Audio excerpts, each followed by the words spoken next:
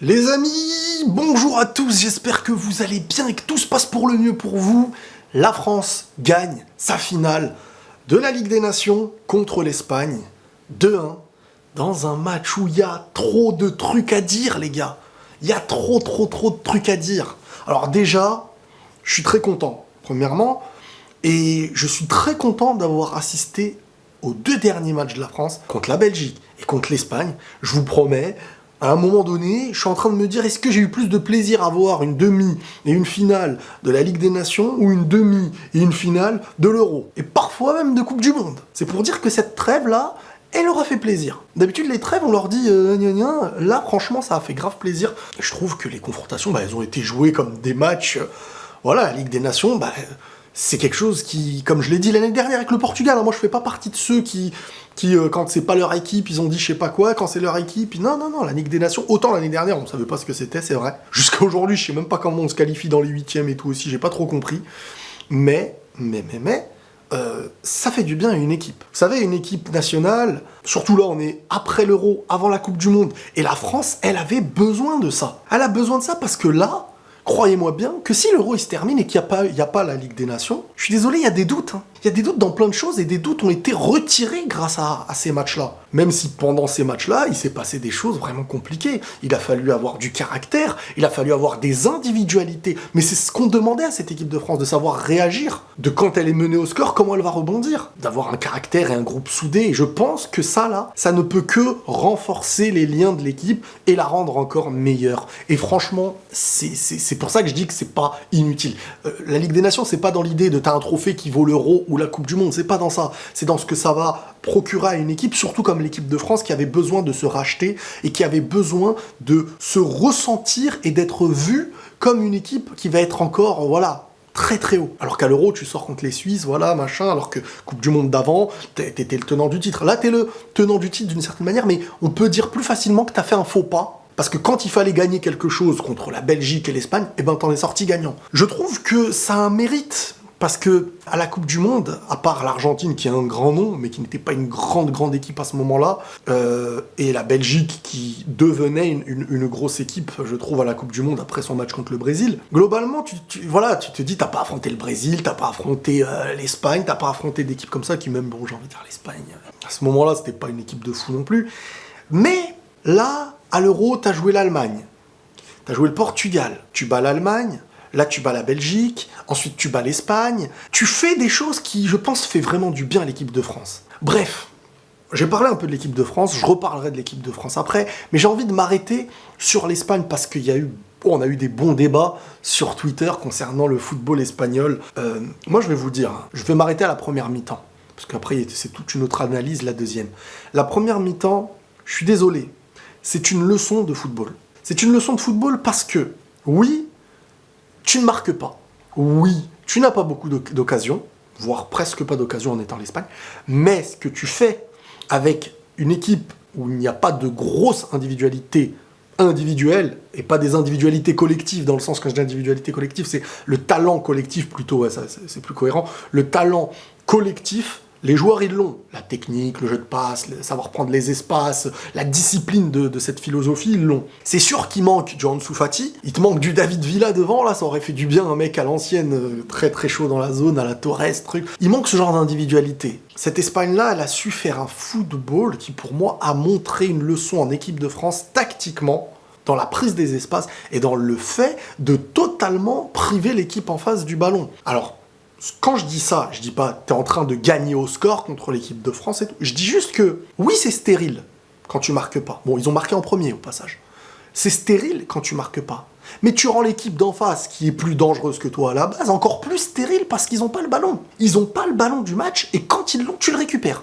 Quand ils l'ont, tu le récupères, donc ils sont fébriles, même mentalement, stériles, balle au pied, et la frustration fait qu'ils n'arrivent plus à faire la différence. T'étais en train de les manger, on dirait que l'Espagne était 22 contre 11. Et c'est là où je dis qu'il y a une leçon.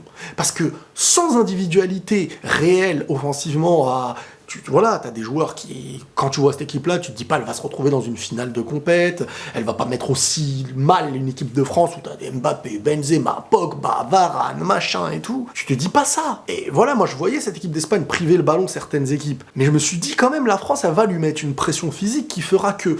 Et ben non, elle s'est fait avoir, la France, en première mi-temps. Mais j'ai aussi dit que la France, sur une moindre occasion, pourra tuer sa ligne. Voilà, l'Espagne, on sait qu'elle a une philosophie. Luis Enrique, une grosse force à lui, parce que je trouve vraiment... Alors oui, on me dira, machin truc, mais je suis désolé, Luis Enrique, moi, il me fait de la peine. Depuis l'épreuve qu'il avait eu avec sa fille et tout, je ne peux pas le détester. On peut me dire, il a pas ramené un seul joueur du Real, on peut me dire ce qu'on veut, je sais pas quoi, ça dépasse le foot, c'est humain. Et là, j'arrive pas à l'insulter ou à truc. Mais en plus de ça, qui est hors sujet au foot, eh ben, je trouve que ce qu'il fait avec ses joueurs, le fait de leur faire respecter totalement ses consignes et de rester totalement dans sa philosophie, déjà, ça se respecte. Ça se respecte, même si c'est pas toujours comme ça, parce que vous allez me dire, ah, mais t'avais dit ça avant et tout, je suis en accord avec ce que je dis. Ce n'est pas toujours avec ce football que tu gagnes. Ni des compétitions, ni des matchs. Mais, si t'es un joueur de cette équipe, t'as pris du plaisir. T'as pris du plaisir, et là on parle d'une équipe qui est en finale, qui a privé l'équipe de France une mi-temps totalement de football. Elle l'a privé de football. Donc oui, tu es plus stérile, mais t'empêches l'autre équipe, qui est plus dangereuse de base, d'avoir le ballon. Tu peux pas jouer avec n'importe quelle arme. Tu peux pas faire jouer cette Espagne-là comme l'équipe de France. Elle n'a pas les joueurs pour prendre la vitesse individuellement, elle n'a pas les joueurs pour tuer devant. En plus, il manquait que certaines individualités, comme Ansu Fati par exemple, ou peut-être même Pedri au milieu, mais j'ai envie de dire, vu ce qu'ils ont produit, Pedri, pas Pedri, c'est surtout un Ansu Fati qui manquerait dans ce genre de match-là. Ils ont de la jeunesse incroyable, ils ont un football... Quand tu joues, tu ne peux que kiffer, voilà, quand tu joues. Après, quand t'es l'équipe d'en face, quand on est supporter, quand il y a une mi-temps totalement stérile et tout, ça peut saouler. Voilà là-dessus. C'est ça qu'il faut comprendre. Oui, c'est pas toujours comme ça que tu gagneras des matchs. Oui, mais je suis désolé, dans la prise des espaces, dans le pressing, dans la tactique, dans la philosophie respectée, ils ne font qu'un. Et dans le fait de priver l'équipe en face de ballon, en faisant les bons choix, et regardez ce qu'ils ont fait contre l'Italie, certes, ils ont privé le ballon, mais c'était pas si stérile que ça, parce qu'ils ont fait des occasions qui ont mené à des buts. Et là, c'est pareil, parce qu'ils ont marqué en premier. Donc, si le score s'arrête là, qu'il n'y a pas un coup de génie de Benzema, etc., qu'est-ce qu'on dit ? C'était stérile, machin, la première mi-temps n'a servi à rien ? Bah non. Dans une première mi-temps où la France peut-être aurait pu marquer, bah non, ils n'ont pas eu le ballon. Pourquoi ? Parce que tactiquement, ils étaient meilleurs. Voilà, c'est ça que je veux faire comprendre. Maintenant, la France a ses forces. La France est patiente, la France a réussi à bien défendre. C'est sûr que, bon, ils ont encaissé un but. C'est sûr que le but d'Mbappé, j'ai du mal à me dire qu'il n'est pas hors-jeu, à moins qu'il y ait une règle qu'on ne m'ait pas expliquée, parce que j'ai des gens qui me disent, le ballon a été touché à un moment donné par, je sais plus, c'est Eric Garcia ou je sais pas qui défend. Oui, mais au moment de la passe, il y a hors-jeu. Ce qui fait que le joueur qui tacle fait en sorte d'empêcher une action qui est hors-jeu. Donc normalement, il y a hors-jeu, à part si on n'a pas le bon angle, à part si les lignes de terrain, elles sont pas très bien faites. Mais sinon, je ne sais pas ce qui fait qu'il n'y a pas hors-jeu. Moi, je m'en fiche, je suis content. Mais c'est, voilà, si on analyse le truc, qu'on essaye de dire oui ou non, bah là, il y a hors-jeu. Normalement, il y a hors-jeu. De ce que moi, je vois, en tout cas. Bon, je sais pas si je vais manquer d'objectivité, là, mais je vais faire une propagande. Benzema Ballon d'Or. Ah, je me lance. Ah, je m'en fiche. Je m'en fiche. Bien sûr que il prend pas il prend un trophée, la Ligue des Nations. Non, mais bien sûr que gagner l'Euro aurait été clairement plus bénéfique et prendre une Liga aussi. Pas loin d'une Liga. Ça s'est joué sur les dernières journées. Bon, Atlético qui mérite quand même. Et un Euro où l'équipe de France a eu le potentiel, mais s'est fait avoir. Et je pense que c'est quand même frustrant de voir le joueur qu'il est cette saison. Et vraiment, en fait, moi, ce que je trouve, c'est qu'il est vraiment... À l'inverse des fois où, avant, il apportait à l'équipe, il était toujours bon dans le collectif. Il marquait des buts. Mais je trouve que là, il est vraiment... Je l'ai jamais trouvé autant décisif. À l'Euro, il a mis des buts hyper importants. Avec le Real, il met des buts hyper importants. Classico, Ligue des Champions contre l'Inter, contre Chelsea. C'est des buts importants. Après, peu importe la finalité du match, il met des buts importants, des buts d'égalisation, des buts du 2-1, des buts de la victoire. Toute la saison, en fait, c'est ce qu'il a offert. En termes de régularité, déjà, mais en termes d'efficacité et surtout du fait d'être décisif, il est incroyable, je ne l'ai jamais vu à ce niveau-là. Et là, tu le vois en équipe de France, c'est ce qu'on voulait voir depuis longtemps. Et là, il revient dans une finale, dans un match où tu es mené au score, il te met un but. Il est incroyable, le but. Il est incroyable en fonction du moment du match, en fonction de... c'est excellent. Et franchement, oh là là là là, c'est énorme. C'est énorme. La France en deuxième mi-temps, elle a vraiment levé le pied, elle est un petit peu plus rentrée dedans. On sent que l'Espagne, ce côté construire, priver l'équipe du ballon, elle ne peut pas le tenir non plus 90 minutes parce que, à un moment donné, certes, tu fatigues beaucoup l'équipe d'en face, mais l'équipe de France, c'est une équipe très physique aussi. On l'a vu contre la Belgique jusqu'à la fin et on voit les fins de match de l'équipe de France qui sont très, très, très physiques. Et malgré tout, tu sens quand même que en deuxième mi-temps, la France s'est relevée. La France a eu un jeu parfois plus direct et qui pouvait être plus dangereux. L'Espagne, voilà, elle nous a reproduit son football qu'on lui a reconnu comme l'un des meilleurs footballs du tiki-taka, etc. Sauf que ce football-là, il est très bien. Il a ses bénéfices. C'est comme des attaques.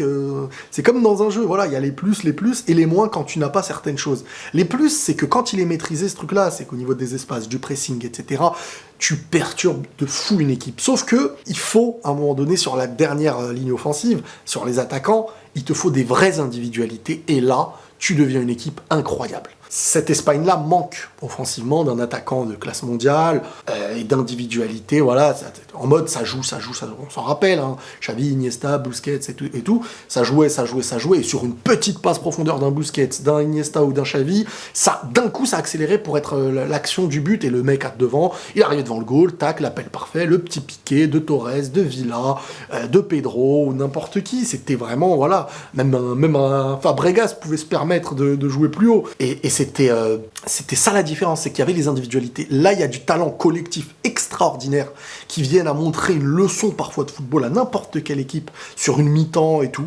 Mais c'est sûr que tu vas chercher... En fait, tu gagnes au point. Voilà, tu mets des petits coups, et t'essayes de gagner au point en mettant un petit but de la tête, une passe en retrait, frappe croisée, etc. Mais dans un match où une équipe en face a beaucoup plus de chances de marquer des buts sur une action de 5 secondes, et que toi, parfois, il te faut un match entier pour gagner au point, c'est différent. Mais avec les joueurs que tu as, je trouve que ce qui fait Luis Enrique, c'est immense et énorme respect. Tu bats vraiment une Belgique très grande et une Espagne très grande. Et franchement, ça fait énormément de bien à l'équipe de France. Franchement, ça fait énormément de bien à l'équipe de France. Je vous le dis tout de suite, cette victoire maintenant, avant la Coupe du Monde. Tu te prépares. T'as ressoudé les fissures, j'ai envie de dire, qui réexistaient. Et ce doute-là, si tu le laissais s'instaurer, t'aurais été super mal au point. Tu aurais été super mal au point si tu laissais ces fissures grandir. Parce qu'après, tu peux presque plus les ressouder. Quand, après avoir été au sommet, reconnu comme au sommet, avoir l'effectif d'une équipe au sommet, si tu n'arrives plus à gérer mentalement, ressouder toute une équipe, j'ai dit beaucoup souder, mais bref, toute une équipe, parce que le foot, c'est une équipe, et quand l'équipe, elle va bien ensemble, elle peut faire des miracles. Quand, ça y est, il y a des petits trous là, par-ci, par-là, ça va plus, et le caractère de l'un, et le truc de... Et après, ça part en miettes. Et c'est très dur de maintenir ça. Et là, tu sens que, pour gagner, des fois, il faut réussir à s'unir. Et cette équipe, elle s'est unie dans les moments où il fallait. Elle a fait preuve de caractère avec une remontada contre la Belgique. Elle fait preuve d'une victoire contre l'Espagne face à un autre football en étant aussi menée au score et en ayant totalement été perdu dans une mi-temps. Donc là, tu sens qu'ils ont été chercher cette Ligue des Nations, pas que pour le trophée lui-même, mais pour retrouver le statut de cette équipe de France qu'elle avait connue en 2018 et pour dire, j'ai reconnu des choses de 2018. Ces moments d'intensité quand fallait le mettre et ces moments où il ne le faut pas encaisser, que tu n'as pas encaissé. Et ce que j'ai vu en plus, c'est aussi une équipe qui parfois est vraiment dominée, qu'on sent qu'elle va perdre et qui se réveille. Et ça, c'est beau. Et Benzema, ça y est, il y aura plus de débat. Ça aussi, c'est bien pour mentalement partir en Coupe du Monde avec un collectif qui va bien, qui n'a plus des détails internes à prouver. Ça fait du blabla, ça perturbe l'équipe. Le mec qui sort, il est même pas content que l'autre marque. Tu sais même pas. Là, ça y est, tout est uni. Tout est bien fait. Et je trouve que chacun, voilà, est globalement à sa place. Bon, après, il y a des joueurs, je ne veux pas leur rentrer dedans, parce que bon, une grosse force de caractère et une victoire qui fait du bien, et un trophée, je pense, qu'ils vont être très, très, très contents d'aller chercher. Parce que, comme je vous dis, c'est pas la victoire du trophée qui fait la diff, c'est déjà contre qui t'as joué, c'est ce que t'as réussi à récupérer comme statut que t'avais perdu, et c'est à l'intérieur de l'équipe de retrouver une flamme qui s'était éteinte. Voilà, les amis, je suis content. Impatient de voir la suite de tout ça. Je sais pas si j'ai oublié des trucs. Bref, prenez tous soin de vous, les amis, et la paix sur vous.